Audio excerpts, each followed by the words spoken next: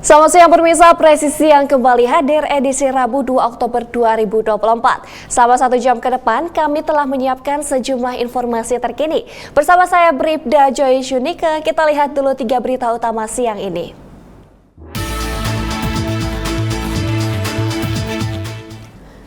Kepolisian Polres Metro Jakarta Barat berhasil mengungkap kasus dugaan penyalahgunaan narkoba yang menjerat aktor Andrew Andika.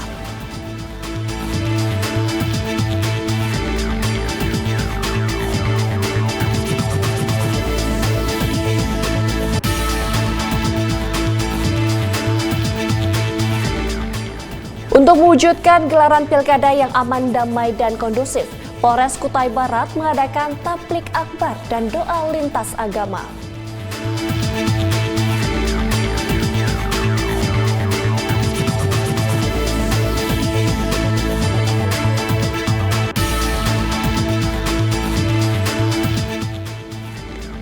Dalam rangka memperingati Hari Ulang Tahun Tentara Nasional Indonesia yang ke-79, tim terjun payung Polri melakukan aksi spektakuler di udara.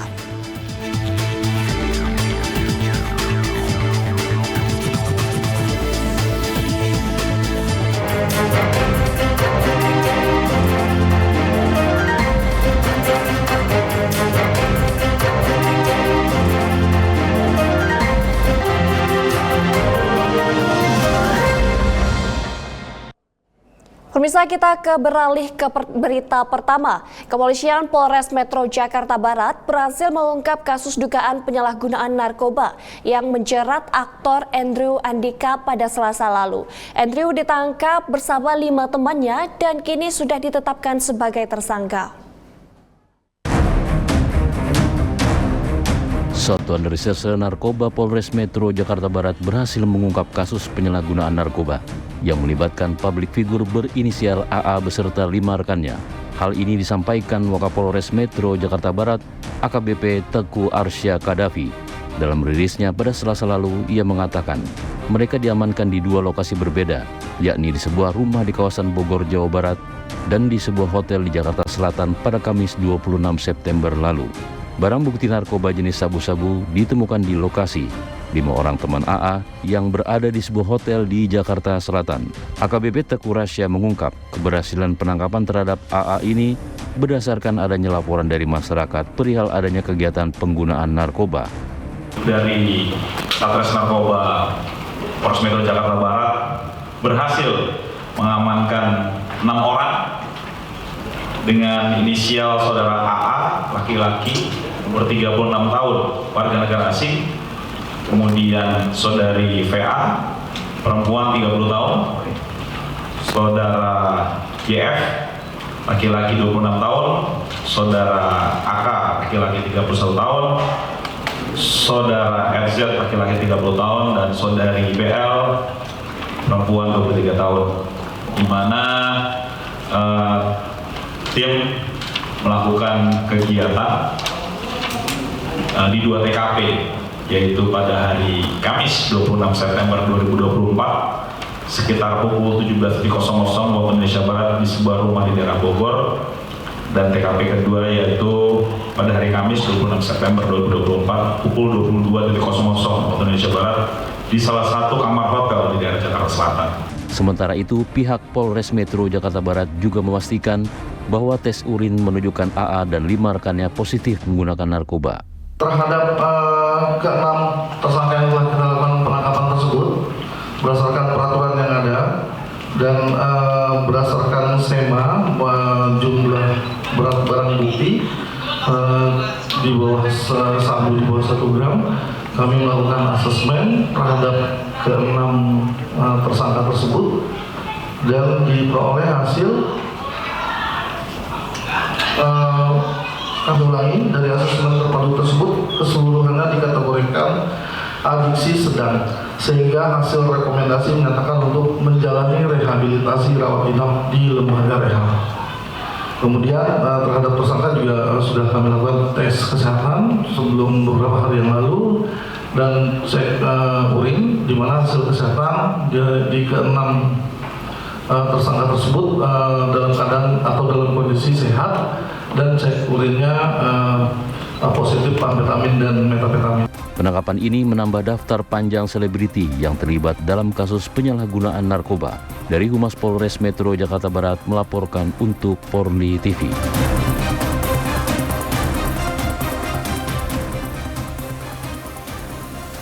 Pemirsa, beralih ke Jawa Timur, Polres Jember, Polda Jatim berhasil menangkap inisial YD alias Komes, terduga otak pelaku kejahatan spesialis pecah kaca mobil, yang juga merupakan anggota jaringan perampok nasabah bank lintas provinsi.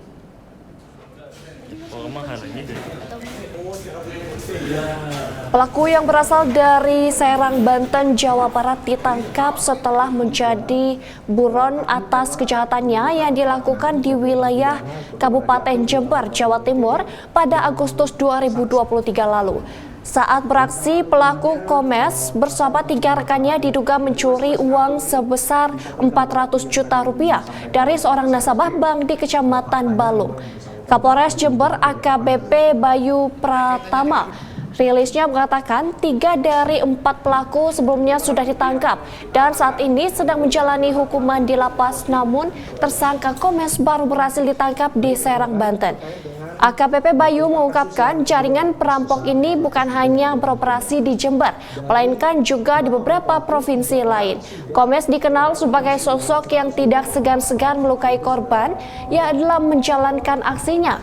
Meskipun dalam kasus ini di Jember korban tidak mengalami luka fatal. Atas kejahatan yang dilakukan oleh jaringan pecah kaca dan curanmor ini, tersangka dikenakan pasal 363 ayat 1 KUHP dengan ancaman hukuman maksimal 9 tahun penjara. Pelaku sebanyak 4 orang mengambil uang sebesar 400 juta yang ada di kendaraan. Dari 4 orang pelaku, 3 orang sudah menjalani hukuman di lapas, dan yang saat ini kita tangkap adalah otak pelaku, yaitu saudara Yudi alias Komes, di mana para pelaku ini semua adalah jaringan antar provinsi. Saudara Komes sendiri merupakan warga dari Serang, Banten. Kemudian ada 2 orang warga Oki, Sumatera Selatan, dan 1 orang warga Blitar. Yang 3 orang sudah menjalani hukuman di lapas, dan ini saudara Komes sebagai otak dari pelaku kejahatan tersebut baru saja kita amankan di Serang, Banten.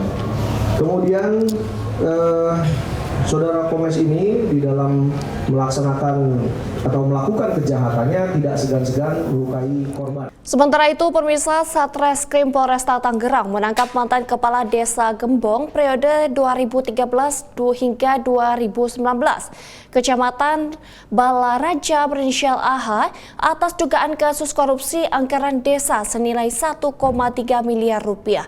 AH diketahui menggunakan uang tersebut untuk kepentingan pribadi, mulai dari hiburan malam, belanja pakaian, koleksi jam tangan mewah, dan membayar hutang. Presisi, kembali kami hadirkan press conference untuk Anda di hari Jumat tanggal 27 September 2024, di mana kasus yang akan kami ungkap yaitu adalah kasus korupsi dana desa di salah satu desa di wilayah Kabupaten Tangerang pada tahun 2018. Tersangka adalah mantan kepala desa di salah satu desa di Kabupaten Tangerang dengan kerugian sekitar 1,3 M, yang mana untuk dana desa ini yang dikorupsi dipergunakan untuk keperluan pribadi. Dan untuk ancaman hukuman kepada tersangka ini yaitu adalah selama-lamanya 20 tahun penjara. Dan selengkapnya untuk ungkap kasus di press conference berikut ini.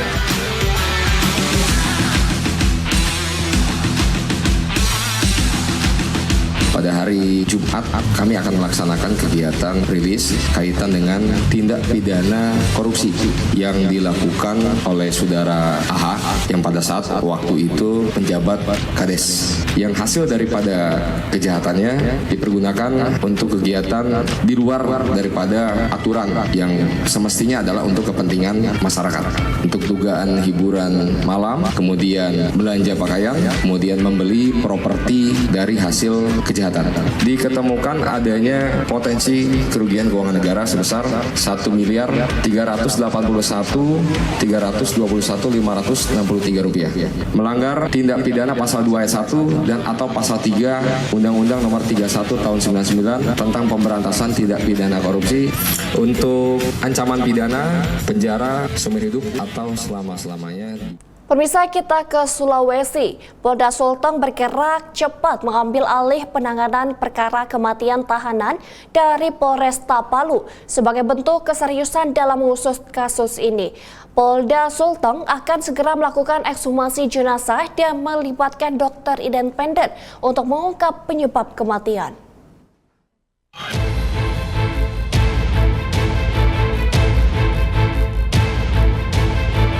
Makam tahanan Polresta Palu, Sulawesi Tengah berinisial BA yang tewas diduga dianiaya 2 oknum anggota polisi akan dibongkar. Proses pembongkaran atau ekshumasi dilakukan untuk mengautopsi jasad korban dan memberikan bukti-bukti tambahan guna memperjelas penyebab kematian. Menurut Direskrim Polda Sulawesi Tengah, Kombes Pol Parojahan Simanjuntak, pembongkaran makam dijadwalkan pada Jumat 4 Oktober mendatang.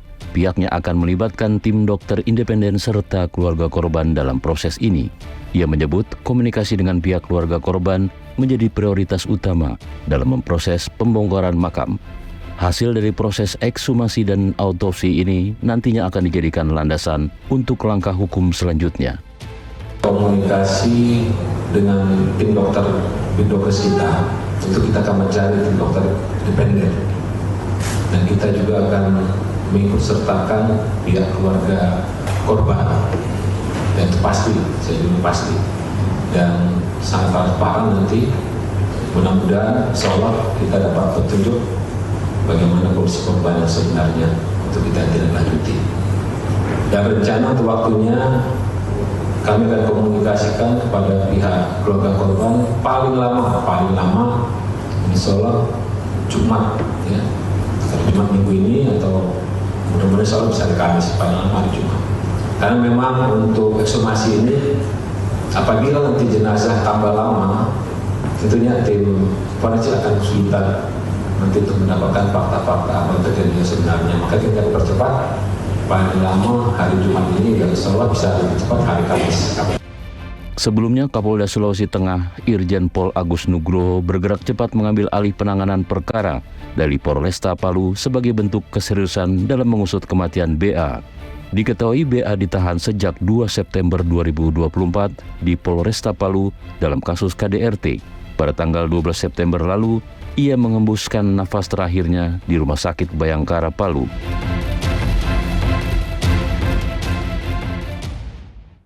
Sementara itu, pemirsa, Komisi Kepolisian Nasional yang dipimpin Beni Joshua Mamoto melakukan supervisi ke Polresta Palu untuk melihat dan mendengarkan perkembangan penanganan perkara yang mengakibatkan tahanan Polresta Palu berinisial BA meninggal dunia.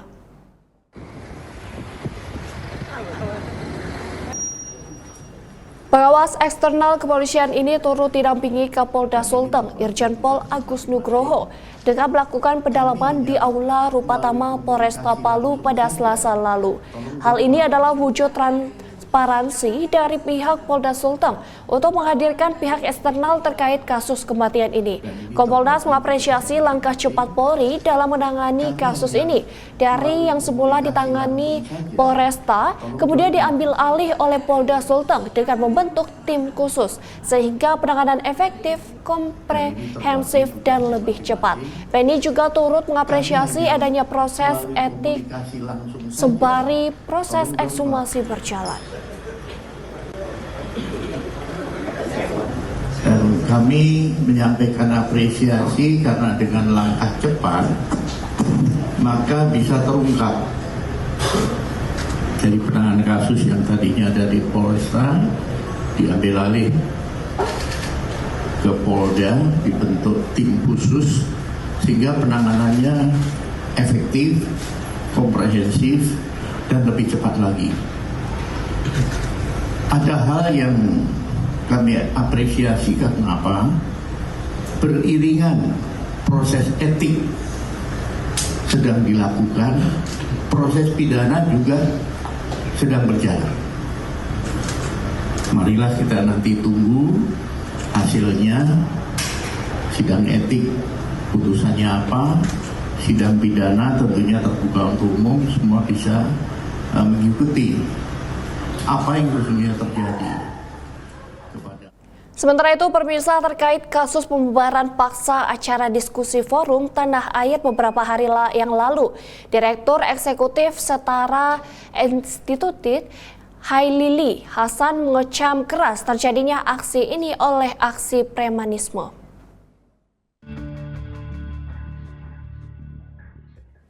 Hailili Hasan menyampaikan tindakan pembubaran diskusi tersebut merupakan teror terhadap kebebasan berekspresi dan ancaman atas ruang sipil yang semakin menyempit.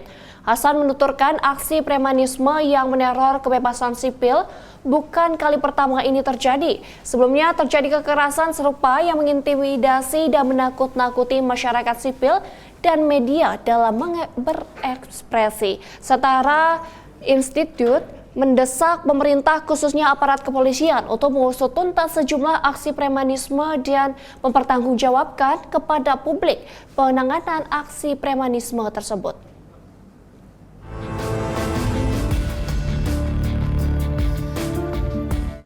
Pemirsa, Presiden Joko Widodo meresmikan 27 ruas jalan program Inpres Jalan Daerah yang dibangun sejak tahun 2023 lalu di Kelurahan Noini, Kota Kupang, Provinsi Nusa Tenggara Timur. Informasinya akan kami hadirkan setelah jeda berikut ini.